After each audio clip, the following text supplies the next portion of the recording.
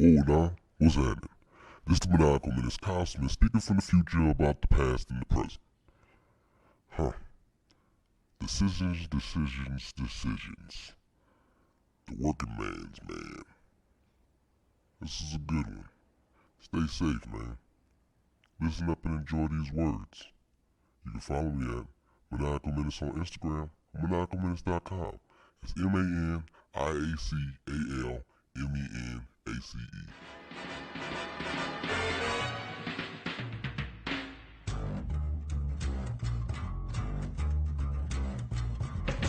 think it's time to blow this scene. Get everybody in the stuff together. Okay, 3, 2, 1, let's jam.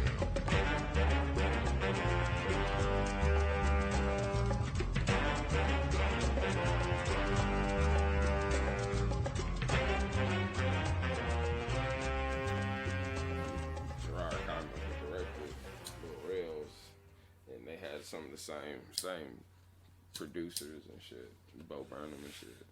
And then Bo Burnham, I think he did Chris Rock's last special. Nice. And he did Gerard Carmichael's last special. And then, be careful, bro. And then, Gerard Carmichael, he did a Drew Michaels special or experimental. That shit was. It was interesting. It was like essentially. It wasn't like not great pizza at all. It's fine. In there? Yeah. All right. Yeah. I'm going to discard the one. Okay, there's only 2 pieces left. That's cool. What's up? Back at it again, goddammit. We had an episode of Tell Me a Joke, the guy out of Chasing a Dream. How's everybody doing? Come on in, man. We just have at it. It doesn't even matter. Oh, man, shit. It's good to be back, man. How y'all? Oh, I'm here with the homie Kamari and soon to be Dave. Dave's gonna be doing some shit, but he'll be in here. Mm-hmm. He'll be here. How y'all doing?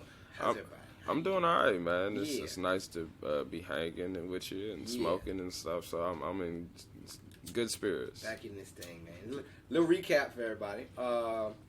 What's going on now is I'm living in Houston and H-Town, living it up. I came down. I haven't been back to Houston for a minute though. I've been down in New Orleans for about 3 weeks now. Okay. Yeah, and just getting the bearings again of getting back into comedy. Like, fucking basically sold that car that I had. Sold that motherfucker. Got rid of that bitch immediately, which was I was very grateful. Where did you sell it? Just this fucking little online car junker shit, and they bought that bitch like ASAP. Next day they came and picked it up. I was like, wow. So I don't have to worry about that anymore. Payday loans, nigga. I was down to 2, and now they're probably no more. That is good. Yeah, well, payday loans are the devil. They probably just gonna put it on my credit, but wait a minute. Yeah, they still got 2 of them out there. I'll get to them when I get to them. But now they ain't bothering me. Okay. So it's just like, all right. And I've been down here in the nose. Never get a payday loan. No, it's terrible. It is a trap. So much of a trap. Yeah. Just fucking unfortunately, reel you and back I mean, in. you wonder, you don't. It's legitimately a trap set up to affect poor people. So it's hurtful. And then seeing their faces every day, every month, for like that, just not every day, but like every other week for a month, and then the next month, and then it's like, oh, now y'all fucking created a camaraderie. Y'all have a bond now. Like you know each other by y'all first name and shit. You know this person as it's terrible. I gotta feed you money. I don't want to keep coming in here. Like don't make this personal. I don't wanna know you like that. And it's very personal because they want. It seemed like it was high interest on that. So much high interest. Give me the backs. Give me what I can get. I feel like the one time I was close to getting a payday loan, it was maybe I had like 2 instances. I know one time when I was like 20, and it was just on some silly shit. I think I was even just getting like a check deposited there or some shit. Not deposited, but cash. Yeah. But then it was time where I got just, first year living on my own in a different city in Columbus. And then I was trying to pay back this debt I owed to Ohio State. And I was trying to essentially, like, pay day loan that, which is wild when you think about, like, a college user. But, That's a real story. I wasn't able to, because the thing was, they wasn't going to be able to give me enough money. So there's like, we could give you like $800 or something. It was at this point, I'm like doing anything I could to get back. I had to pay a certain amount of money. I did not have it. I'm like, I got to do anything to get back into school. That is the saddest shit I ever heard. I didn't get the payday loan. I No, didn't get. Just trying is tragedy. Whew. I was raised in bad environment, man. He was raising a tin can. He trying. That was options, man. It's the last of them right there. Yeah, I mean, it's complete desperation. You know what I'm saying?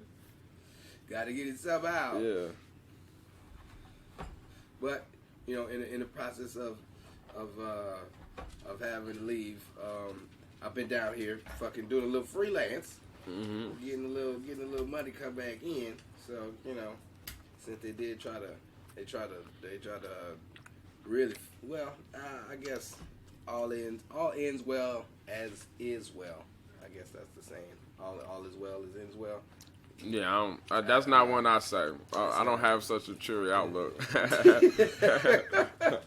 I think it's all's well that ends well. But I don't know what the fuck that means. You know what I'm saying? Like, why is it well? It's ending. Like, I mean, I guess if it's something bad ending, but yeah. Well, I mean, shit. You on a new now. beginning. Yeah, basically a next chapter. And it seems like if I was putting these in series or whatnot, nigga, this would be the next chapter of life. Just to now, I'm doing electrical, but I don't want to continue doing electrical. So I want to actually like get in there and really, really use these fucking attributes that I really I attain myself. This shit that I have acquired over the years that I can possibly use for my entertainment and others' entertainment as well. Yeah. So, this is it's been fun too. Fucking coming back down here, nigga, doing shows and shit. Nigga finally getting in it. And I thought I lost it. Yeah, I thought I lost. Being out there for fucking at 9 months, it puts you in a different mentality because people aren't thinking that way. You can tell in a different city that y'all have a different outlook on comedy out here. Yeah. And it made it difficult for me to like structure jokes and shit. Actually made it like places that you want to get up at, you go get up at, and it's not even worth it. I'm grateful for the experience, and I'm glad that I was able to go do that and go, check it out for as long as possible. Nigga, 9 months was a long time, and I started this podcast, I guess, like 6 months ago. So, nigga, it's just backlogging everything, and it's like, oh, nigga, you went through some shit, little bit, and nigga, I'm a certified YouTube mechanic right now. That's what I feel as if I can fix any car, kinda, sorta. All right. Fucking with that shit that I had to do. Okay. I damn near took the whole engine apart. I was like, but that was deep. Yeah, then I didn't want to change the head gasket. I didn't want to change the gasket itself. I was like, fuck that. I had a blown gasket. I was like, you know what? There's too much to do. There's too much to do to get in there. I don't want to have to do it by myself. It's going to take like a day and a half. And I'm like, I ain't got a day and a half to be taking around with this bullshit. Yeah. And at this one point in time, I decided I was going to make the perfect joke about my car just because it was fucking making it, and it died as soon as I finished the joke. I was like, damn.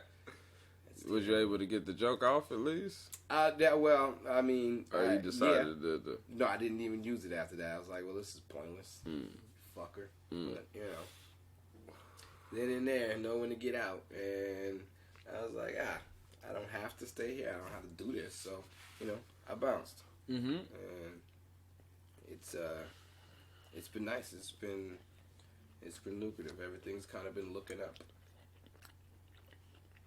so far.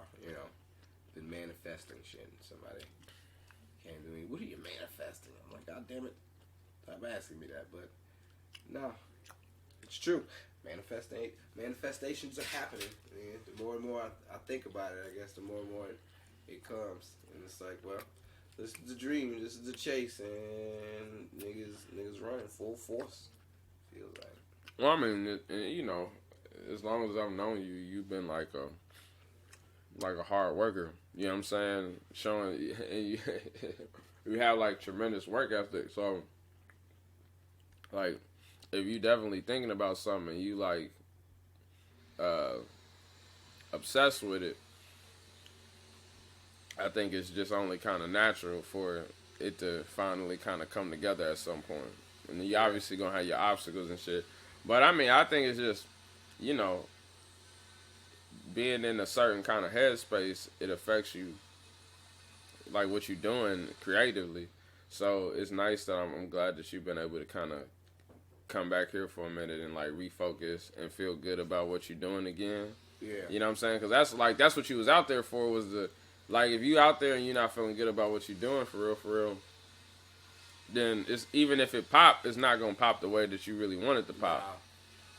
Nah, it felt like it was getting stagnant, and it felt like I was losing a little edge, like I was losing the touch, and I was like, man, this is not. I didn't want it. I was like, this is a terrible way to be feeling out here, like especially things got even more depressing, and I was like, well, this is not helping. Ain't none of this really helping. It's nice that I can be out here and sustain for this long. It's crazy that I went out here just on a like, nigga, I'm gone. But I mean, you put some prep into it, man. It wasn't yeah, true. It wasn't just up and you know what I mean. You went out there and visited. You know what I'm saying. It was like a nice little. It was a little process that I had to I stuck with, and I was like, well, this is my goal. I mean, I feel like you did a solid due diligence. You know what I'm saying? Like, shit, bro. You know. To say I was dolo, to say I was all by myself, yeah. That's a hard part of it, man. It's that's so underrated. Like, moving with somebody versus having to kind of move. You know, you like, at least if you move with somebody, you kind of have your own little support system. Yeah. Just like, you know, just off the strip. But if you move by yourself, then you gotta make connections with people. You know what I mean? Like, in a different kind of way. And, you know, that should take a lot of time. You know what I'm saying? Especially depending on how you, like, build relationships. Yeah, it was a fun learning experience. It was to be able to be like, oh shit, to actually notice that I was making some type of movement at least. Yeah. It wasn't like you. No, it didn't go in vain. Yeah. To see that. I actually am accomplishing something, even though it's not to the goals that I wanted to accomplish it at, and I was like, oh well, shit got done, you know. Well, and it's like, I know I done read enough other comedian stories about them going to the spot and then having to kind of bounce back, but then like that puts them in a better position, and then they end up there again in a different position and they're thriving. You know what I'm saying? Or end up somewhere else and it's thriving.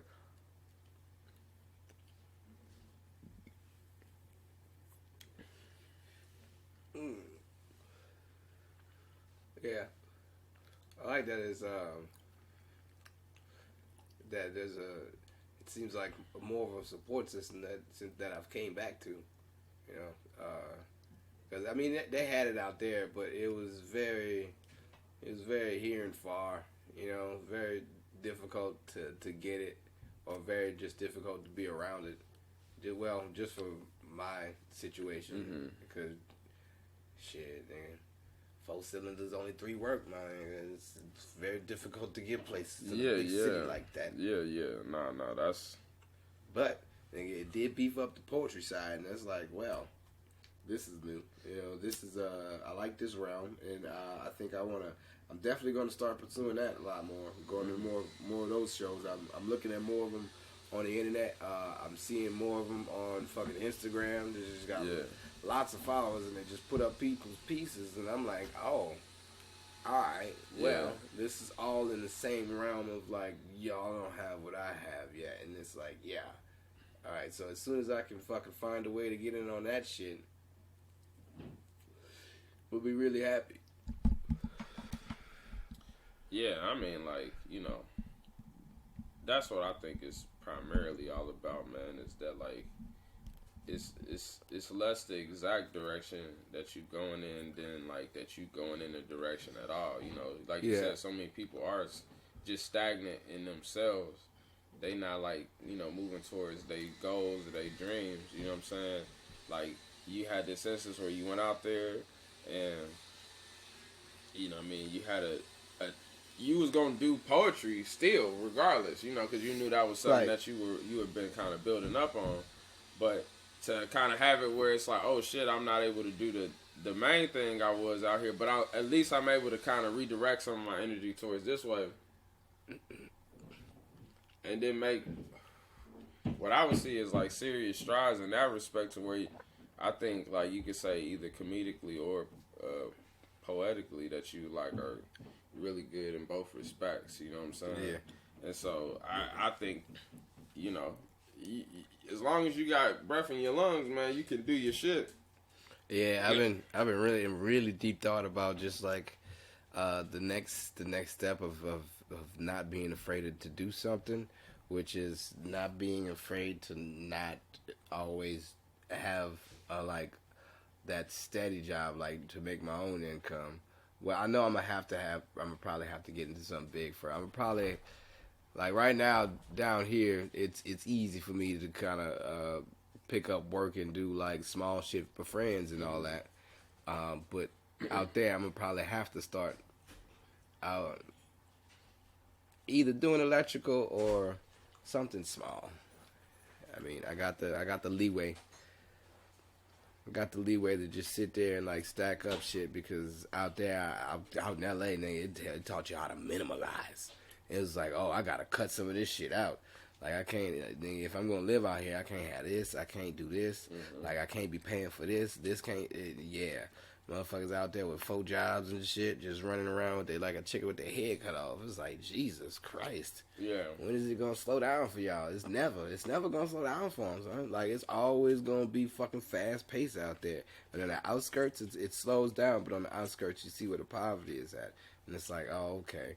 Yeah, this is what gets these people here, and this is what these people prefer down here. And it's like, all right, you see it, and it's like, well, where do you want to be? And it's like, I want to be where the fun's happening, where the action's at, where the good shit's going on. But you can't get there because, nigga, that shit's just fucking all dull and just it's like a toxic waste kind of sort of. Just looking at it, it's like, man, these mics don't help anything. And then just getting from there, you just gotta hope that somebody sees you in this. Nah, I'm not trying to hope that nobody sees anything, man. I'm trying to move up. It's wild. Hey, Dave. What's shaking, man? Oh, not much, man. Not much. Fucking explaining life. Yeah. Explaining life. Yeah. Yeah. I feel like I got some explanations too. Yeah. Yeah. You've been doing big things there, sir. You've been getting it in and fucking following the dream. Just trying to hustle up a little something for myself, man. Yeah. That's a good hustle. It looks like a fun one. You know, from what I've been watching, you've been doing it looks like you're enjoying the shit out of it. Oh really? Oh, yeah. That's good. I'm putting on a good yeah. taste. After the old the old study hall that you had for that immense study hall that you had for like, what is that, 5 days? How long were you studying for? You just studied for hours, man. I've been studying that same material since February, and then the test was 2 days ago, so I had to crush on the study for like 3 days hard, just like nonstop. Yeah. Yeah. Whew. 3 days nonstop. That was I seen it was a rather tough one for you. It was, man. I was nervous about to get it going. All this banging up here. Yeah. That started the morning of the The morning of the thing. test, I wake yes. up at 7, make myself some sausage gravy. I'm like, I'm gonna have a It strong was day. very delicious sausage gravy. Thank That's you, Then they started banging. And I was Yeah. like, this has got to be a joke, right? This is somebody fucking with me. No. The banging started and it did not stop. everything put it in your way to just go ahead and hinder you from your goals you're trying to reach. I've come to almost enjoy like these obstacles that show up. It's almost comical how many things will get in the way of you doing something that honestly at the end of the day should be pretty damn simple. How many small businesses are there in New Orleans? Everybody's got a small business. Mm-hmm. That's all nobody has a real job in the whole city. They have 4 or 5 little jobs. Everybody try to be their own boss. Yeah. Somebody selling cupcakes and shit. Something. They all did all this stuff. I don't think they probably did. They didn't have to change no diesel transmission to do their cupcake business. I'm in the wrong business. It's that hustle mentality out here, man. People can't help but to hustle. That's it. That's how they were raised. And then you come down here and it's like, oh, this is a thing to do. And you go to do it. Other places, it is difficult to do. And it's like, well, you got to change your mentality. For sure.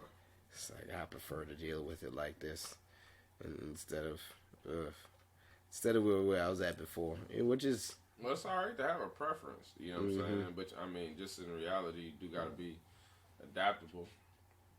You know what I'm saying? I mean, that's kind of the best thing it seems to be. But that ain't easy in itself. I'll tell you, half of the effort that I put into my little thing here has been from an abundance of caution, because I'm aware of how many haters there are in New Orleans. And if you see someone else doing something good for themselves, your first inclination is to find some way to shit on it. Yeah. So I'm trying to put up a bunch of insulation so they ain't coming to get me. And then just doing things the right way, quote unquote, dotting your I's and crossing your T's and shit. And that's the hard part. It's the little detail shit. All these little bitty details. And your details are all aboard NOLA. Yeah? I like it. How long did it take you to come up with that name? I don't think it was too long at all. I sat there for a little bit and it came up. Honestly, that was pretty easy. That part was easy. Yeah. Just struck me because it kind of goes with the mission of it, which is to get people on the boat that haven't normally been invited to be on a sailboat. So all says that to me. Yeah. All aboard NOLA. I mean, that's pretty much exactly what I'm doing. Right. Now, was it a good idea?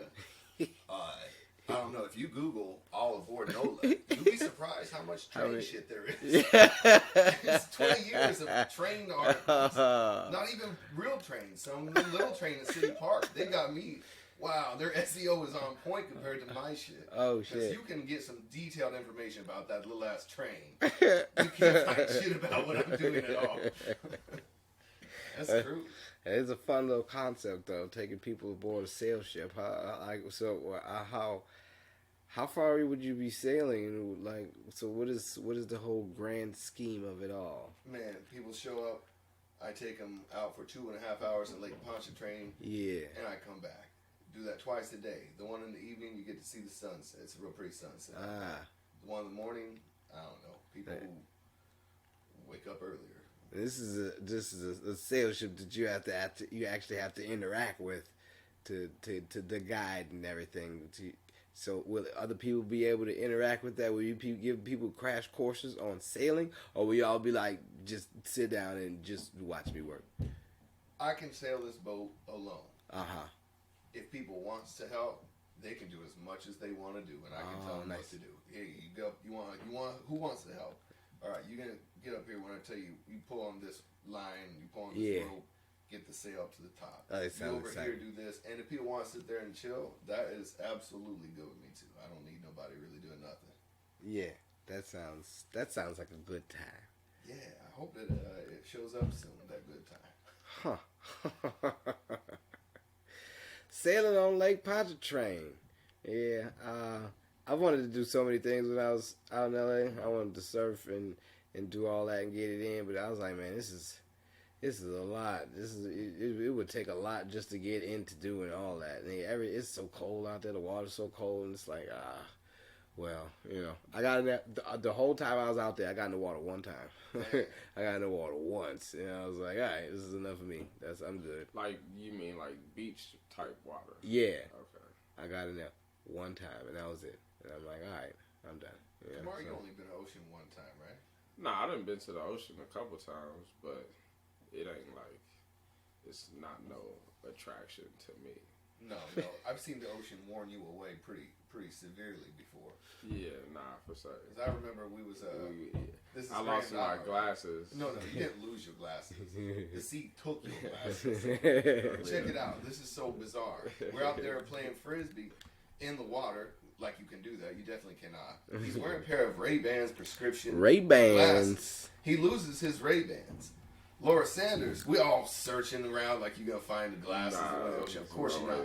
Yeah. Laura Sanders picked up a pair of non-prescription Ray-Ban sunglasses out of the ocean. Like the ocean was mocking Kamari.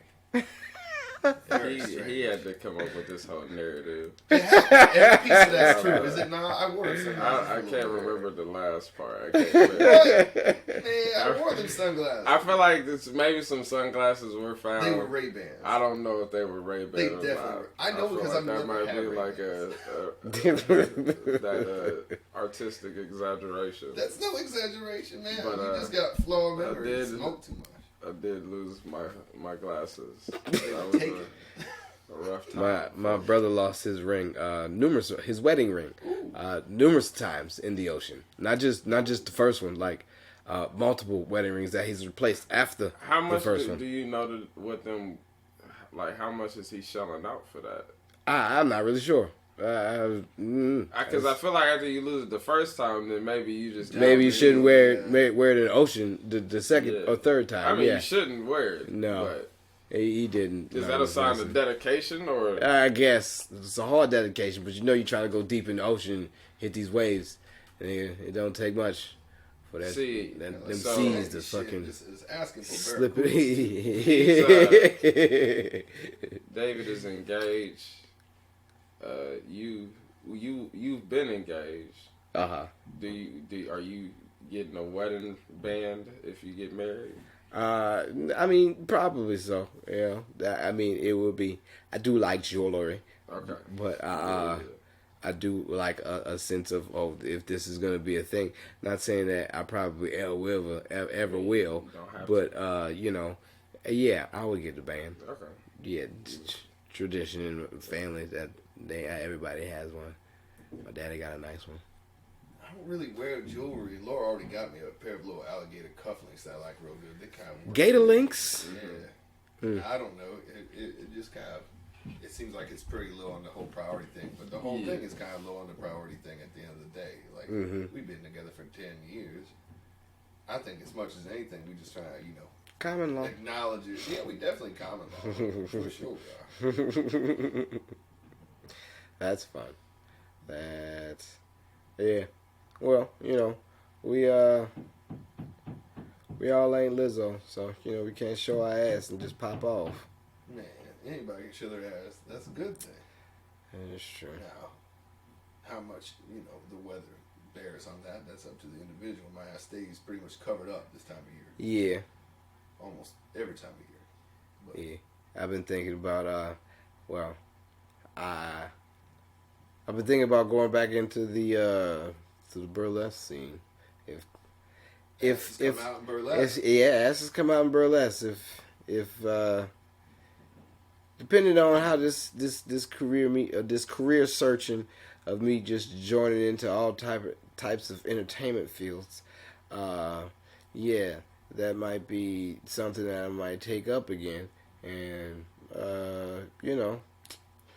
we'll see what like the a real fuck gas happens. When was the last time you've done a boylesque performance? That was when I played Tit, Stephen King's rendition, Stephen King parody of It. It was Tit. Oh, and, that sounds just terrifying. it was a good time. Sounds very unsettling. Yeah.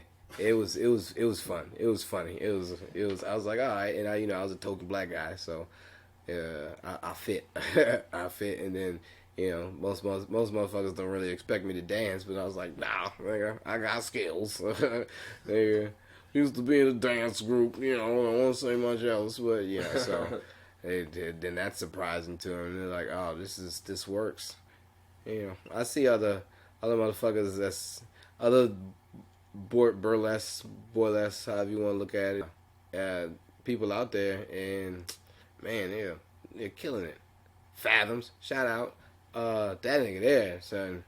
I had to host one of Honey Tangerine's Tangerine Dreams show, and he was there, and I was like, oh, okay, I see how you doing. This doesn't take much. It doesn't take much. So, you know. I've been seeing a lot more burlesque this year than probably ever before. Oh, they are ramping it up. And there's it seems like the field is pretty thick. Like there's a lot of real good folks out there doing some next level shit. Yeah. I really like all I the mean, Kings and at first I saw this bio drag stuff, and I was like, oh, that's a different thing. I don't understand that. Why that's necessary? I didn't understand. And then I watched enough of it, and I'm like, okay, I get it now. That's not only very entertaining, they making a commentary that not really anybody else in a position to even make. You know, that's on the drag side of things, but still, I mean, it's wild stuff.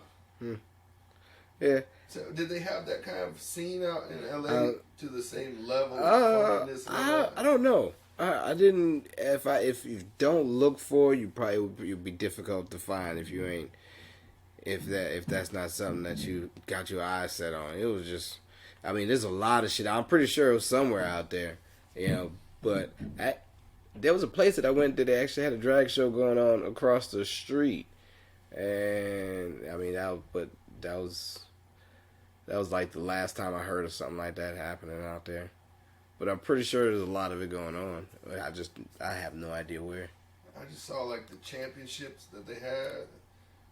They had them at One Eye Jack's down in the Porter, and it's so mainstream and insane now at this point that Poppy Tooker from Louisiana Eats on NPR, she was one of the judges on it. I was like, what is she doing here? And she seemed like she's pretty buzzed, as Poppy Tooker tends to be.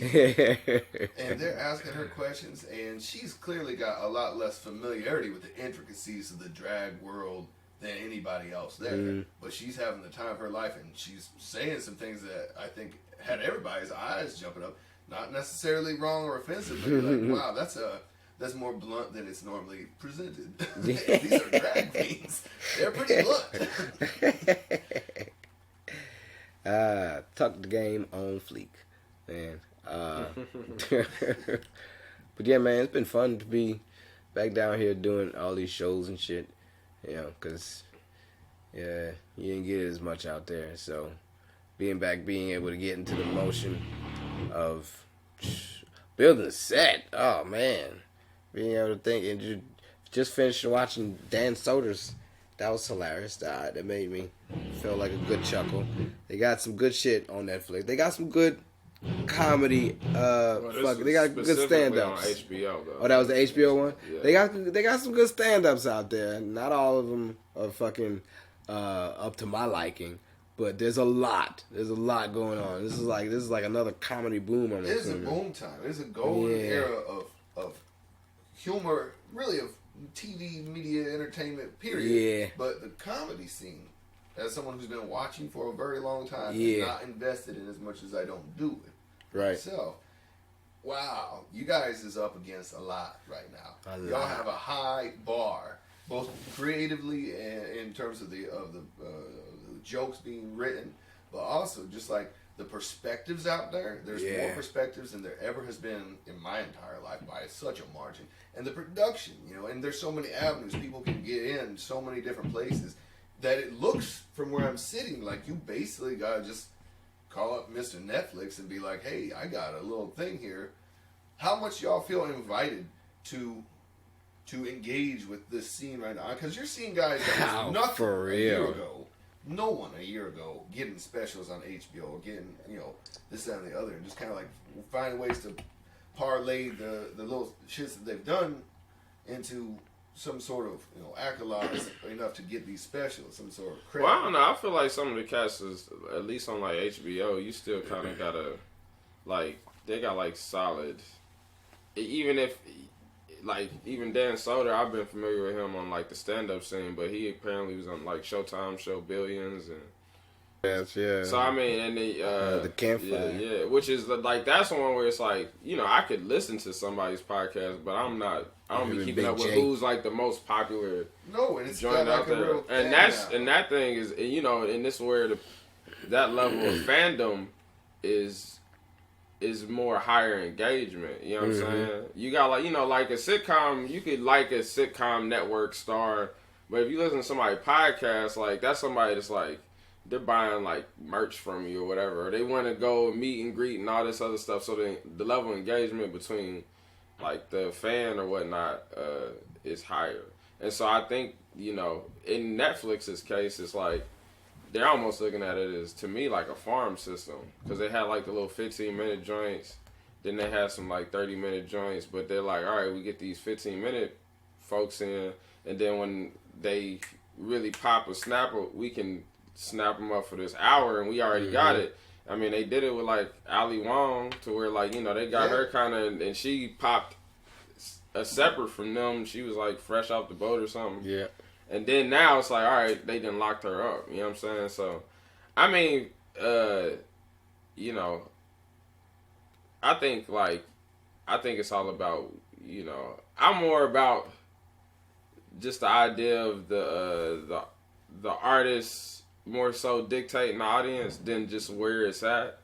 You know what I mean? But like it's it's obvious that if you was to have it on something like Netflix, it's the most kind of popular thing in America as far as like getting consistent media. Like I mean, HBO is still inaccessible. It feels nice. That's still a statement. It's still. I mean, it's a statement, but it's like it's about whether or not you care about like the statement exclusivity, or if you care about like more accessibility. Right. For me, it's like some of it is that like you still I personally wouldn't know how to like broker anything with Netflix. I am like familiar with, you have certain like comedy production companies who have partnered with Netflix. So if you do business with like Comedy Dynamics or something like that, then automatically you're put onto Netflix. I mean, you even got like, it's like a ton of obscure fucking comedy specials on Hulu. Oh, you got Amazon that's producing comedy specials. I mean, you got it with like certain. Everybody. I'm the Prime member. But I mean, I don't know, man. Like some of the stuff is, Oh, I feel like we got a too cool for school soliloquy about to. Nah. I've been dancing around the precipice of this for a couple minutes. Just let it fly. See it. I mean, you know what I'm saying? So you narrowing the field. I mean, he never used to talk like this until he was like a burgeoning indie movie star. When you're out there at Sundance, are you gonna have like a little? You have like what, a business card? First of all, very few people even know about that. So it's like they're gonna see you out there. They're gonna be in the same. That shows my humility and how little it's not something I'm like just out here trying to like alert people to. Okay, for the viewer. No, I mean I don't. At home, Kamari is very prominently featured in a and we still don't even know what that is because we haven't seen the movie at all. It's called Bloody Nose, Empty Pockets. Bloody Pockets, Empty Nose. Yeah. Bloody Nose, Empty Pockets. That's right. That's right. That's a Ross Brothers pseudo documentary. I don't know what exactly. Speaking of Ross Brothers, it's been like pictures of giving shout outs to the Ross Brothers. But even in the like I've seen the little blurbs about it. They like about the film from their point of view. It's like real people in an unreal situation. Yeah, they better make some kind of disclaimer. Yeah. For a full disclaimer, I'm also in this film. I'm also in this. I would probably say prominently featured as much as I am, I guess. No Kamari disclaimer. is not much of a drinker. We all know that. Yeah. Right. I, on the other hand, have been known to be something much of a drinker. Uh-huh. Yeah. And so and then it was like egging people on to be just terrible. Drinkers. I mean, not egging on hey, drink, but you're in the environment and the whole idea is like a bar closing. So I mean, all the regular. And I mean, I will say, wow, it's what I would say is like not on their part, but a social subtle manipulation because you're in a social environment where you're in a bar, you're gonna be in a bar we was there for a minute, like a long time. For anybody that don't get that, several. I want to say down there 8 hours or so. 8 hours and just like just taps open. Yeah, you're not paying for nothing. Yeah, and just drink away. It's a bad situation for someone. And so, I acted a lot. I was doing a lot of acting. Yeah, and that kind of gave him more like, at least in my, and not heavy, but just like cues, like, hey, we're gonna have this like moment where you do like a speech or whatever, and like so he had kind of prepared something to that extent, I guess. But I mean, again, we go back to like they filmed a lot of stuff. It was an ensemble of people for this thing, and then it was other stuff that we went and shot after the particular evening in Las Vegas. And so through all that, they've been working on this movie for like 2 years. I forgot we did. You know what I'm saying? They've been like, or I wouldn't even say. I feel like it's. I mean, definitely longer in the like pre stuff, but like as far as like the actual editing of the movie, like over 2 years. And I mean, like we've been keeping in close contact with them throughout, just from friendship and stuff like that. Mm-hmm. But you like. They had tried to submit it before, and it didn't get that level of traction. But this time, it was, they had got it to where they felt like it worked, and then it seemed like Sundance is like, oh yeah, let's do it. It's also opening at the Berlin Festival. Ooh, Berlin Film Festival. So I guess my question for you, as a burgeoning indie star / comic, I hate you. How are you gonna is this something that you can see you being able to leverage in some kind of way to get closer to your actual goals? Like, there's gonna be buku Netflix people out there and buku fucking Amazon, everybody else, HBO. They're all gonna be in the same room as you, watching it get screened. They're gonna turn and look at you. And it's not like your haircut is much different. It's all pretty much the same. Yeah, you're not gonna hide in that particular room. Get facial reconstruction surgery. So what if I just start wearing like a ski mask? That's like my new thing.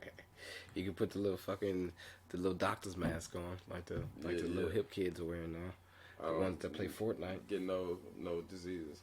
I mean, like, I think first a lot of it is about getting my head right for something like that, because it is a bit, I find stuff like this kind of overwhelming.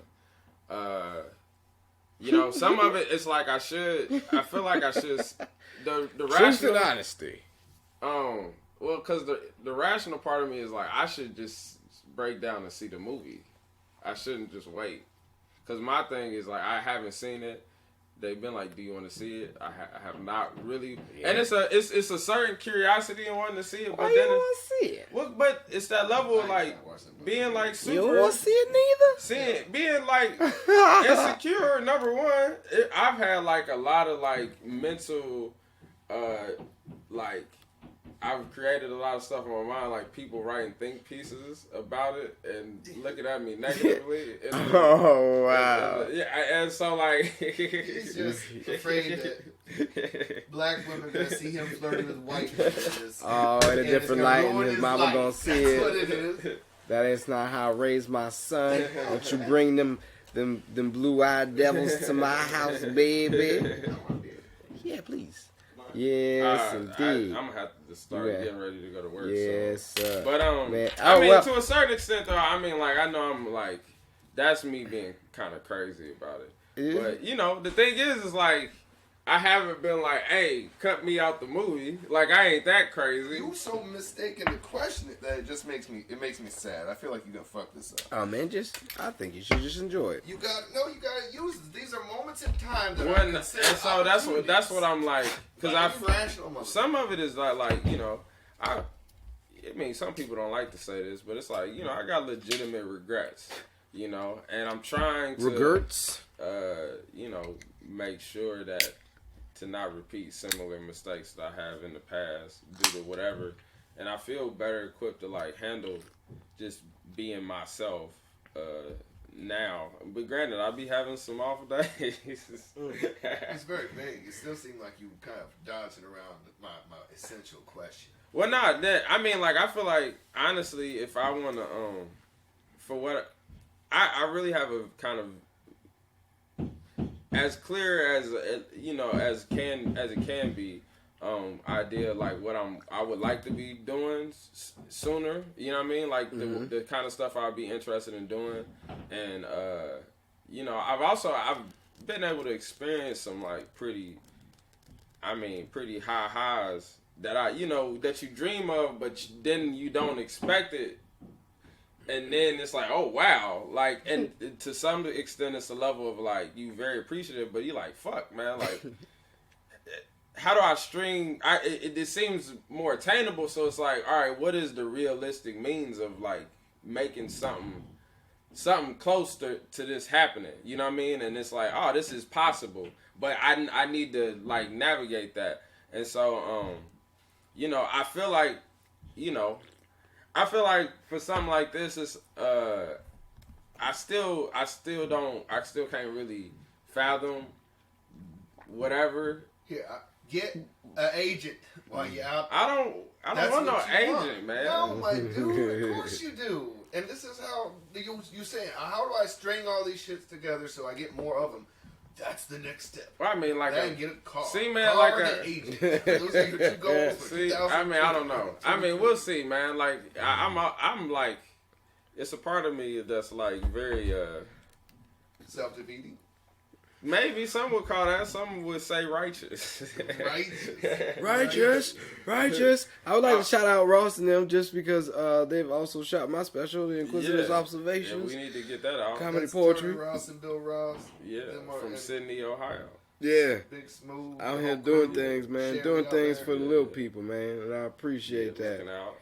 I do need to get that off. Like, something needs to happen. Like, I've finally seen it. Like, we need to sit down and have a watch party, and I'll just play it. And it's like, what do we do? What do we do next? Because I understand trying to do this by myself, nigga. It's hard, son. And I don't want to. I want to try to do it by myself no more. You know, yeah, it's a lot of this shit that I have. I have all the pieces. I just got to put the puzzle together now, and it's big pieces, and I can't put these pieces together. To me, it's by like myself. You know. That's understandable, so you shouldn't. The fact that you're trying to figure some of this out helps you when you have somebody to help you kind of put some of the pieces together. That way, they ain't putting the pieces together, and then you like, wait a minute, where all my pieces go? Yeah, and someone who knows how to navigate the situation. Whereas you should not be worried about that. You should be focused on the creative part. You should be an opportunity to be in a room with a bunch of people looking for exactly what you are. You know? See, like, for me, my plan is, like, I don't want to, because some of this is, like, again, we've talked to people about this, other people, and it's people that are completely unfamiliar with it, and they're like, oh, that sounds interesting, and then it's the people that's involved in it, that's seen it, and they like, oh, we dig it, or whatever.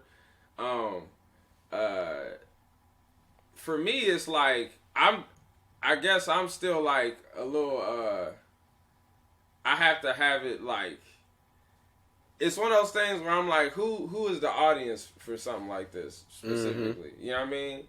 And it's a level of, like, me being like, is this an audience that either reflects my sensibilities, or is like an audience that, like, is one that I think fits with what I'm trying to do? You know what I'm saying? Because then it's like, it's a certain thing to be a part of it, but to, like, leverage it in such a way to be like, hey, like, y'all are with me now, you know what I mean? Like, cause it's just the level of, like, as much as I respect them, like, I've had, like, certain, just trying to figure out, like, how exactly I want to express myself, and kind of realizing, like, oh man, I want to, that was more me being, like, kind of, like, all right, I'm all right with just kind of being in this and being like a cog, where it's like, oh, now I kind of want to be directing the cogs a little bit more. So I think that's what most of my reservations with it is, but I mean, so I don't know. I've been talking a lot of bullshit.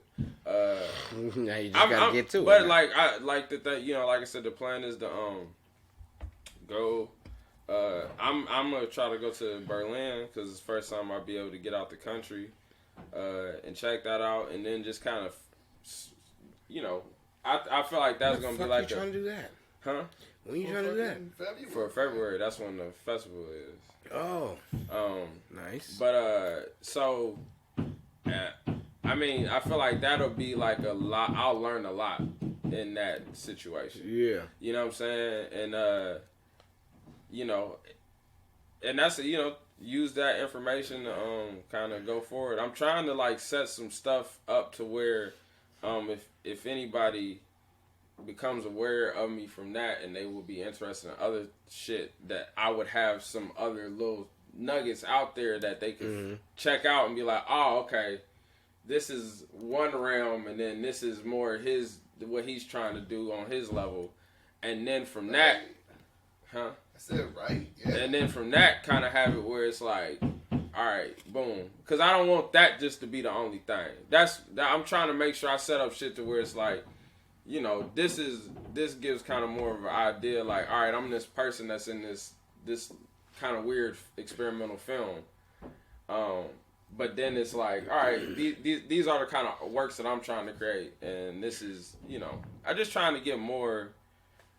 I feel like that's gonna be the biggest look I've gotten thus far. So it's like, let's have some shit ready for if motherfuckers really want to get the looking. The process, you know what I mean? And so that's what I'm really trying to say. But I'm looking to, you know, I don't want to rush it, but it is some stuff that I'm like, man, it'd be nice if I can kind of get this going.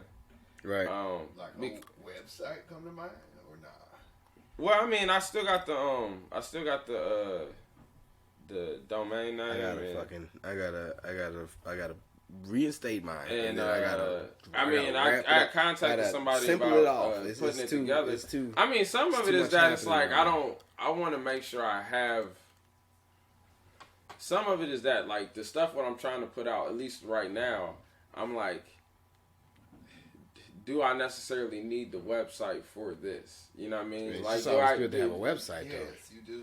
Just have one. I don't know. I feel like it's some aspect of that might seem not terrible, but maybe a little antiquated.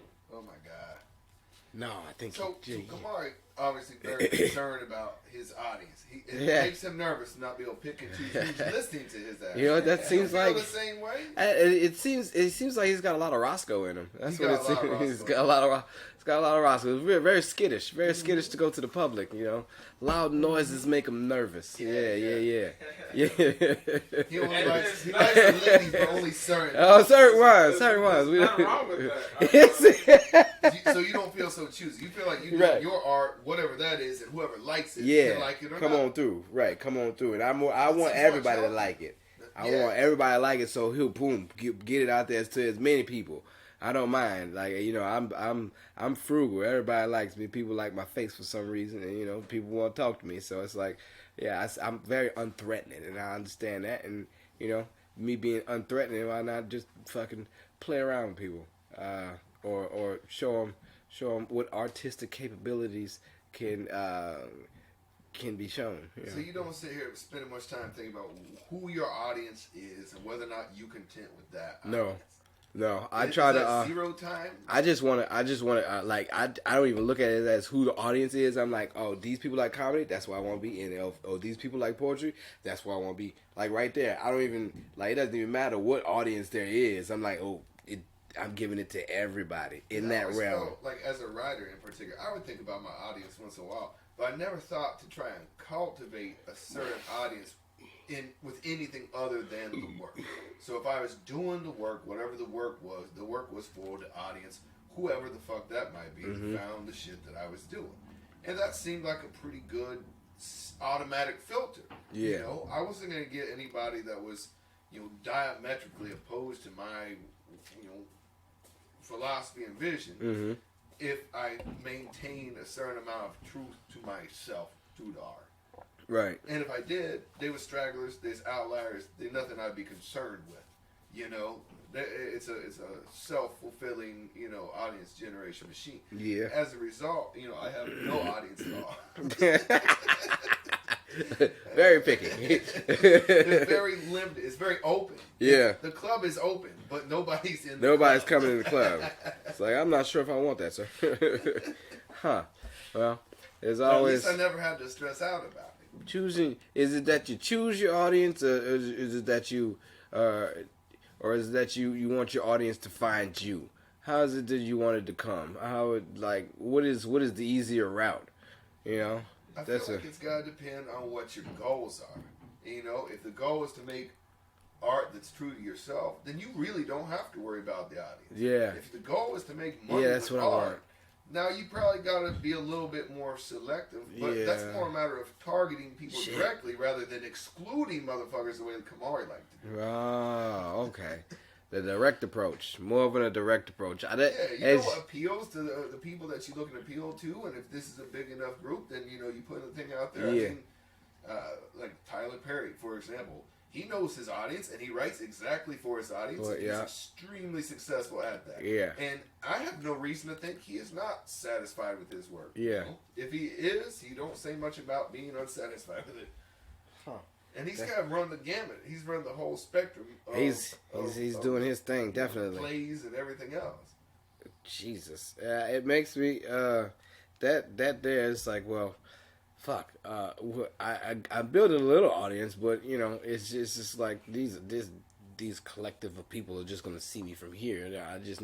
I need a stationary place to where a collective of people are gonna see me that can constantly come see me and just build from there. But that's difficult too. It's just like, this is just one area. You know, there's two different kinds of exposure too. There's people being familiar with you, and there's people being addicted to you.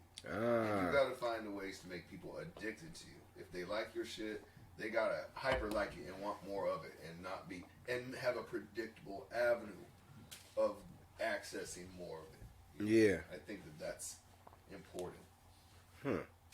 Leaving people wanting more. A lot of artists tend to be indulgent. They have long shows. They have too many people on the show. They have, it can be indulgent, and that doesn't leave enough mystery. You want people to be like, "What? It's over already? Right. That was amazing, but I could have some more." Right. You know, and if you don't build that mystery, that mystique in there. Back when I was a fishing guy, we called it guide mystique. Yeah. It was real indulgent in and of itself, but. You know, we talk to each other, all the guides, about little tips and tactics to use with your clients. And I was like, what happens if somebody asks you something and you don't know the answer? And they're like, that's easy. You sit there and you stare at them. You don't say nothing. They love that shit.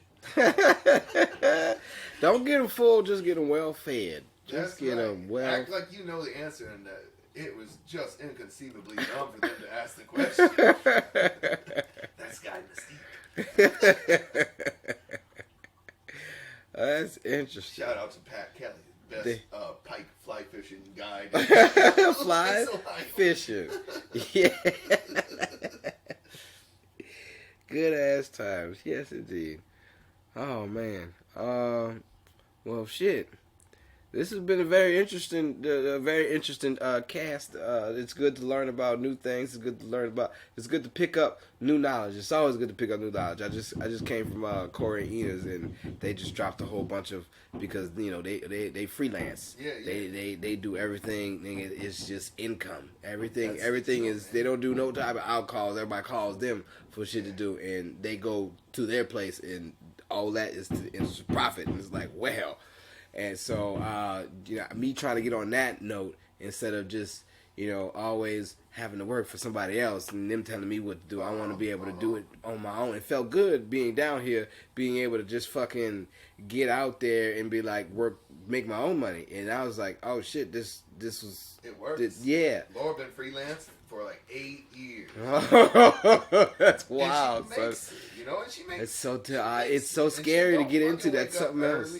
She don't wake up early. Sometimes she stay working late, but she's working at her house in her pajamas, drinking wine and shit. That's a good job. Yeah. If you can get it, and she got plenty of time to do. I mean, That's what I want. That's what that's shit. I did a podcast with Samuk, and that basically what he does. He works. Yeah, I know. Shout out, man. I rolled over there by him, and man, he explained what he did. And he works from home, and I'm like, man. He's like, yeah, it gives me the time. And I'm like, this is good shit. He was like, I've been out for 4 years. Just boom, this is me. And I was like, wow, So I want something like that to where. Good man. He's just one of the most decent people I've ever met in my life. I tremendously enjoy his stand-up comedy. Definitely. It fits with this crowd of you guys because this area right here, y'all are a fucking group of writers. Like y'all motherfuckers write y'all ass off, and it's like, oh, okay, like this is well thought out. It's the dialogue.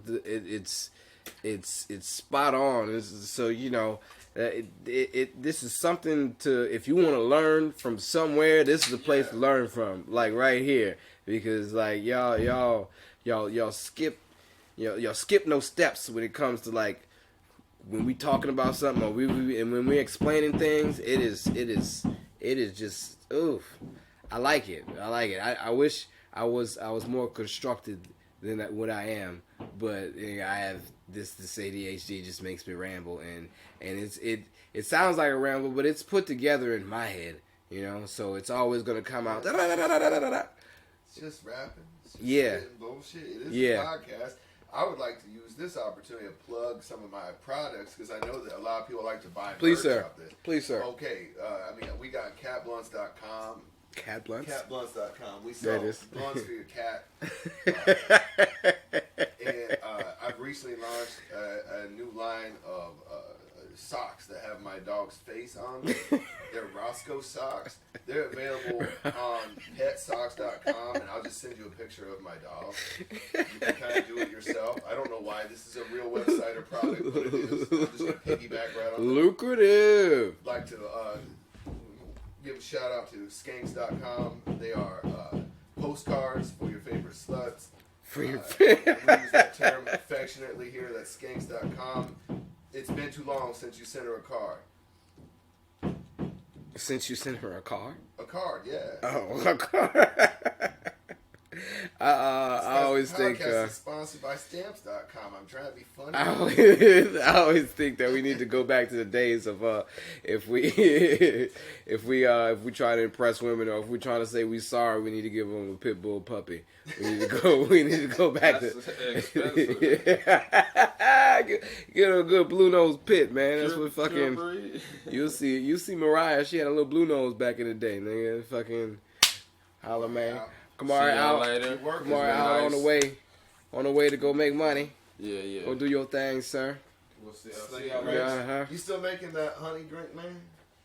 I haven't fooled around with it in a minute since I've been fooling around. Dennis did the new menu, so I learned these new joints. Fooling all right, man. We'll take her easy. Holler. That's Outsies on Kamari with David Lewis. Hey, man. Thanks for having me on. I appreciate it. Yeah, this is a good time. Pleasure, man. This is always a good. I wanted to get you on last time, but now it's like, I got you now. I got you now. I'm glad I got you to talk about all the boy, because this is yeah. Because that's some deep, that's some awesome shit. And you just like, fuck it. This is an idea that I got, and I'm gonna run with it. And everybody in this house always they come up with that like I didn't know I didn't know that Laura's been freelance for 8 years. That is fucking amazing. That's what I want. Therese, she's been doing that. She's just been on her own. And so I want to get a piece of that. I want to do that now. Like I don't want to. Deal, man. And it's awesome. In some ways it's easier. In some ways it's a lot harder. Yeah. And you kind of in a good position because I swear I think that there's too few people that can do regular shit, especially people our age. We talked about this before. Mm-hmm. The fact that you can work on a car. Right. The fact that you can do electrical work, light construction type stuff. This is like the dark arts.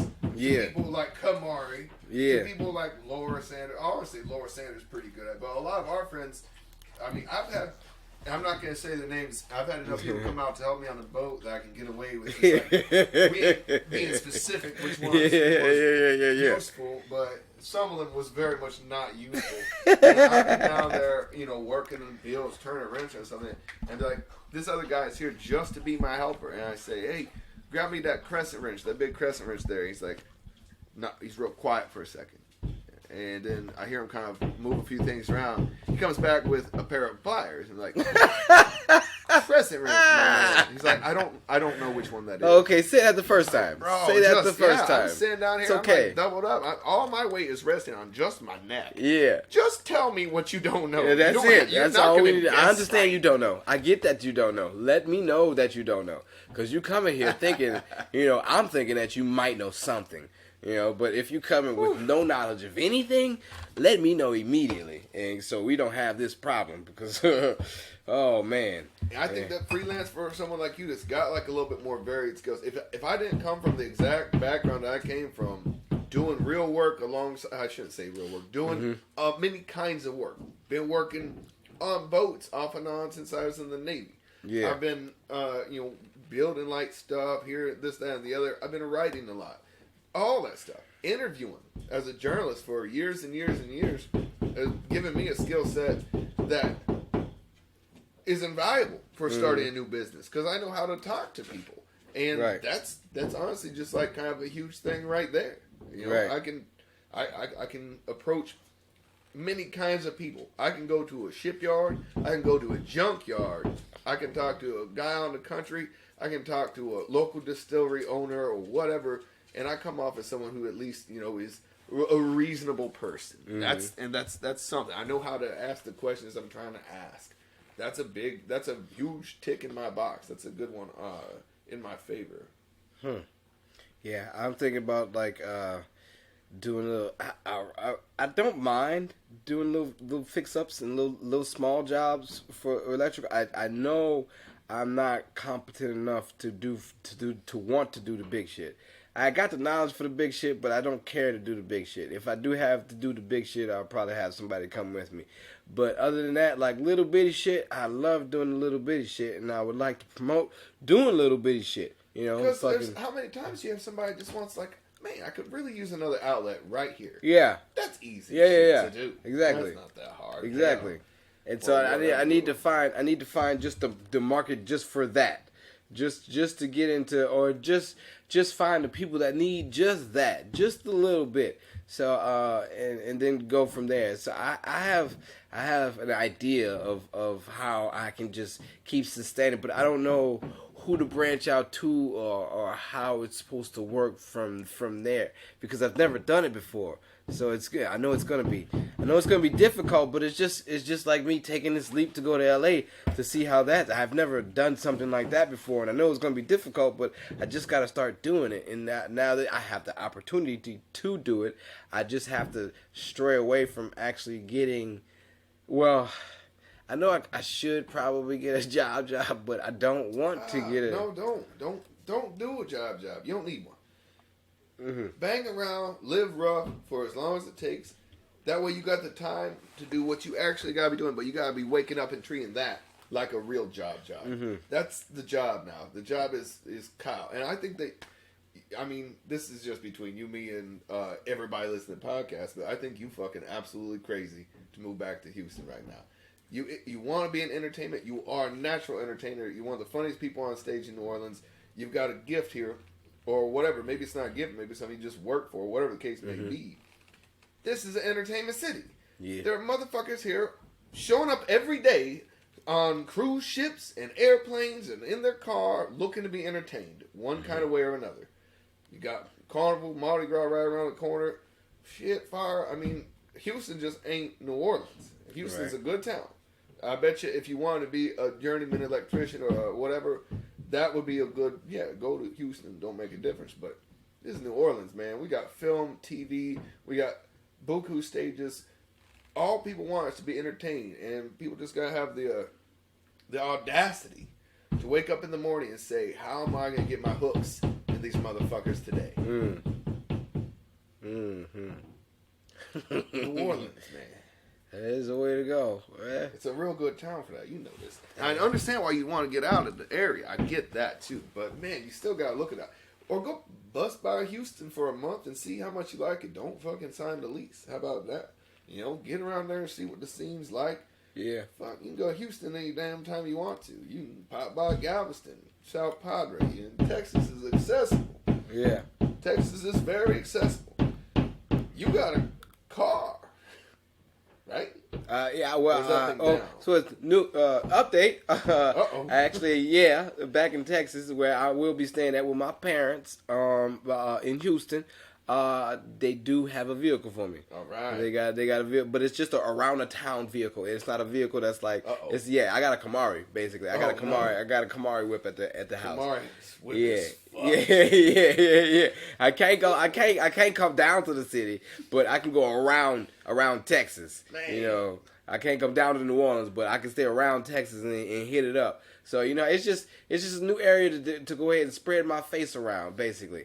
And that's what I wanted, because there's places that I know I want to hit up, and it's like, oh yeah, I'm gonna be here for a minute. I'm gonna treat it just like when I was in LA for 9 months.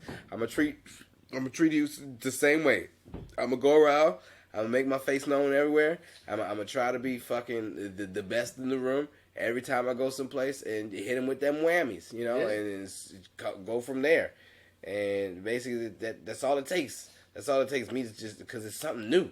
Like everybody likes something new. So when something new comes around, it stands out from all the other shit, all Most the definitely. old shit. Most definitely. You know, and I think that's one of the. I mean, you know, again, I'm seeing this from outside the actual stand-up comic perspective, in the sense that I don't do it, but I have not only watched local stand-up comedy for well over 10 years now. Yeah. For better like 15 years, I would think. No, I guess it's been about 10. Well, not only have I been doing that, I've done it in 3 big markets, you know, relatively large markets, and I've seen it. I've hired these people. I've worked with these people. I've worked with stand-up comics, because when I was running magazines, I'd hire them as writers, because they would work cheap. And, I didn't have much of a budget. I feel terrible about it now. If I could look back on it, and all these times I paid somebody $50 to write a humor column, even, which is pretty much coming out your brain.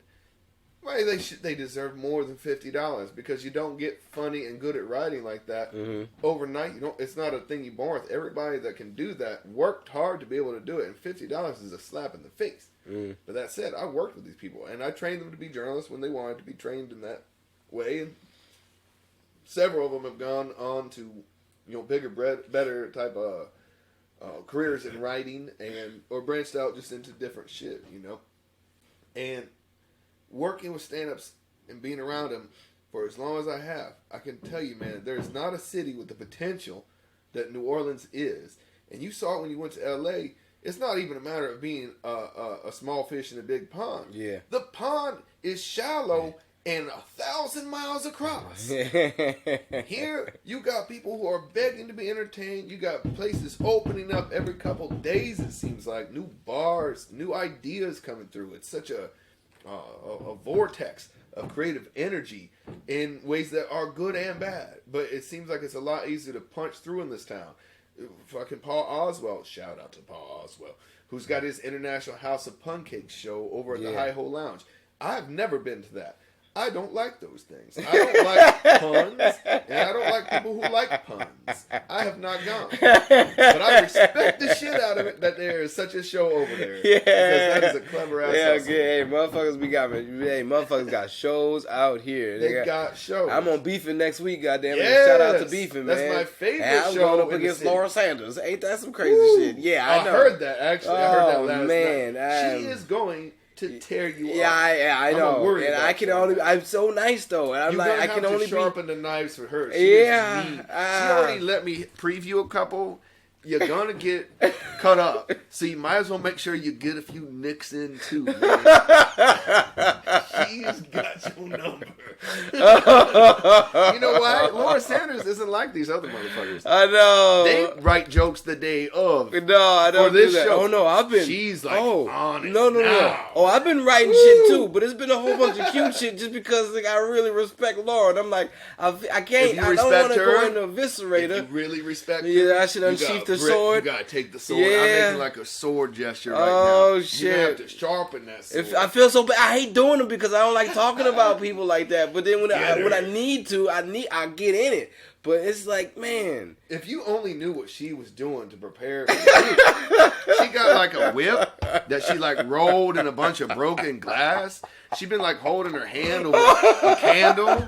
It's honestly, it's disgusting to watch, and it's very, very unsettling. Understand this, sir. I will take a whole day to continue to write about. Don't worry. Now that I know, I should probably go fucking just take out the tigers out the cage and take the tigers out. Your set is not good enough unless you feel compelled to have a taxi cab idling out front. Because she's coming at you. That's beefing. That's a great show at the Hi Ho Lounge. And what that show is when? Next Thursday? No. Wednesday. Next Wednesday. Yeah. So that's Wednesday. I haven't got the calendar. Today is a Wednesday? Today is a Friday. Today is a Friday. Oh no, we have to count it up on our fingers. 13th, 14th, it's tomorrow, 15th. Okay, it's December 18th. Oh, wow. Yeah. I mean, look, great sailboat captain. Terrible counter. Terrible counter. Oh, okay. I understand now. Yeah, because I was there. I was like, man, to go up somebody that writes. Oh, man. And me, just the feeling that I just, because Laura's so nice. Yeah. Jesus. That's how she tricks you. Yeah, I know. The tomfoolery. Oh, my God. Oh, and she's not like she's playing to win, bro. Oh, yeah. I know that. She has won it more than anybody else. And I think that she really likes that she's won it more than anybody else. And she intends to hold on to that, winning it more than anybody else. Honestly, on some fluke shit, I've never got out the first round. On some fluke shit? Yeah, on some fluke shit. I've never got out the first round. You know, you would think Kamari, as funny as he is, would be a lot better at that, but he gets his ass handed to him every time. And I've seen him just get devastated. Yeah. Just devastated. Just like, how do you wake up the next morning after an ass whipping like that? How? Are your eyes black? I can't tell, of course. I can't tell. Bloody nose. Ashley Branch. Ooh. Cut him in 2 or 3 pieces. It was a slaughterhouse. I love it, man. I love roast battles. I love it. I'm there for the blood, man. I don't watch bullfights no more, not real ones. I don't watch boxing. I don't watch MMA. I go to this, man. I'm out there like I got my face painted up. I'm ready. I like a roast battle. I want to see blood. It's my favorite, and I get new jokes every time. The High Hell Lounge is a great place to drink. Really fun show overall. Lane Lyon and Ashley Branch. Ashley Branch, she beat up Kamari so bad she got promoted to co-host. She was like, "Here's my resume. It's all of Kamari's back skin. I peeled it off. Will that do?" Oh, this is good enough, sir. Oh, that's good. Yeah, man. Roast battle. It's just it's one of the things I cringe because it's one of the things that I'm such a nice person that I don't I've had times where motherfuckers have rushed the stage because I've talked about people so bad, and it's just it's like it's hard to do that to friends, but it's just like, nigga, it's your turn to fight your friend now. This is what's gonna happen. It's your turn to fight to the death. All right. One of the nicest girls you've ever met. I'm gonna take these next few days to just really get in it. Really get in it. Yeah. Oh, this is okay. Huh. Well. What's up, man? Your number. You know. You're up there roasting to save the world. That's how you gotta look at it. It's just like Mortal Kombat, basically. Yeah, basically. Know? And you might end up. You might be Reptile, and you might look just like Sub-Zero, so ostensibly be ninja friends. No. Y'all fighting now each other. Sorry.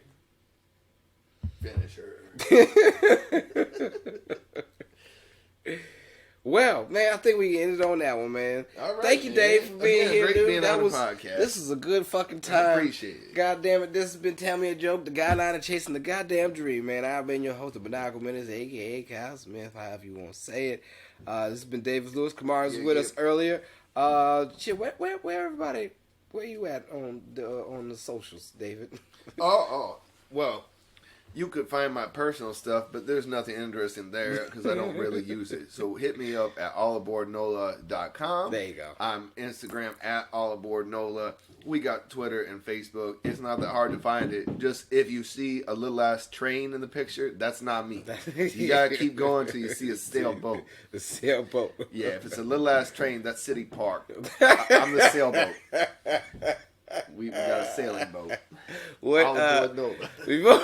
Before we get what Joker would you be? What Joker would you? Oh man, I grew up poor. I grew up homeless at times. I was abused. I think it's very clear which incel ass Joker is the closest to me. Yeah, I don't like that. I'd rather be the Jack Nicholson Joker. He seemed to have a real good time. But nah, I don't think that's the one. Nah. So my friend Mark Lucas, who you've met now several times, there was a time when we shared a duplex. He was on one side and I was on the other. And I knew where the restroom was in that apartment. It was on the second floor, and there's like a roof between his bathroom and my bathroom.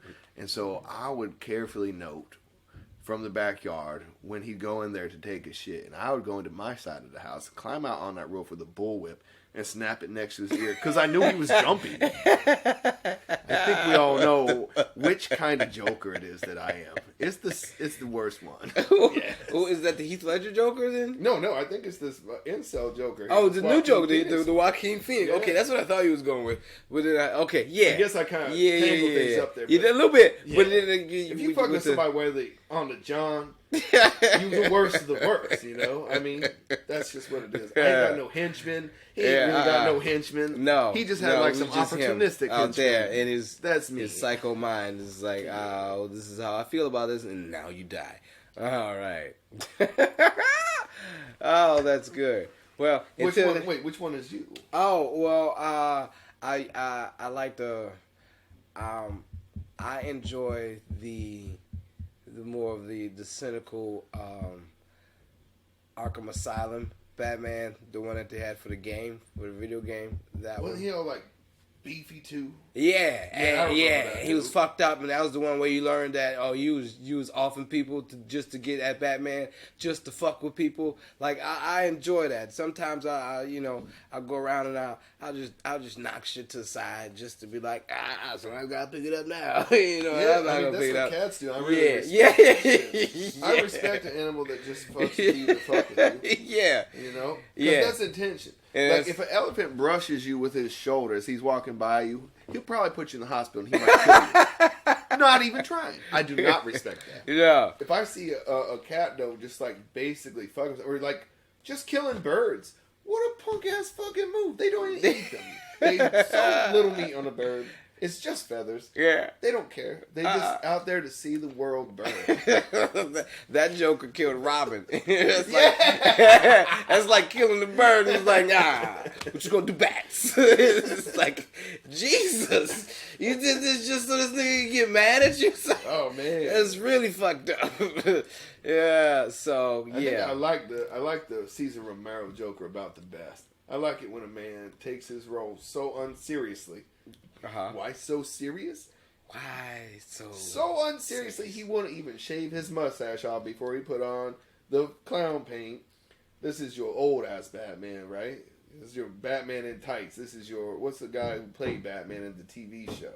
Adam West. Adam West Batman. That Joker, Cesar Romero, had a bushy ass mustache, and he didn't even shave it ever. Just caked the paint on over it. Looked so silly. He's like, no, I got like ladies I'm seeing after I shoot this stupid TV Gotta keep show. this stash, yo. These ladies gotta continue to stash, my nigga. Man. That's hard ass shit there. Yeah, that's the one I prefer. That's the Joker that takes the role the least seriously, and it's a clown villain. It ought not be taken too seriously. Yeah. Why so serious? This Joaquin Phoenix thing fucked me up for a minute. I was like, oh, that hits awfully close to home for like all white guys. All white guys. Except for ones that had money. Every white guy is that guy at some point. You went sick in the head, sir. Maybe wow. That's probably too far. Probably I'll probably relate to him more in this conversation than I do in the real life. But not none. No, I'm not gonna say not none. No. Oh no. Whew. Oh. I'm glad it wasn't just like a straight up incel porn movie though. I thought it was gonna be way worse than it was. I was very impressed with it. If his visions if it would have been something else that he was doing instead of his visions of what they showed us. Man, it just looked like he was gonna be some very indulgent to these, tragic white characters who's out there, these incels and shit, who's exploiting people and exploiting the internet to kind of cultivate this community for themselves. It's such a complicated topic that at the end of the podcast, I certainly should not have brought it up. But if you have me on again, I'd be very happy to talk to you. Yeah, definitely. Incels, because that's what the people want. The people want to hear about incels, I think. We can definitely get more into incels. I'm going to Google it, read up about it, Wikipedia and all that. Man, y'all have a good goddamn time. Thanks for coming. We going to go enjoy some. You got some drum. I seen that you got some drum. Was that some drum? We going to go enjoy some drum. Holla.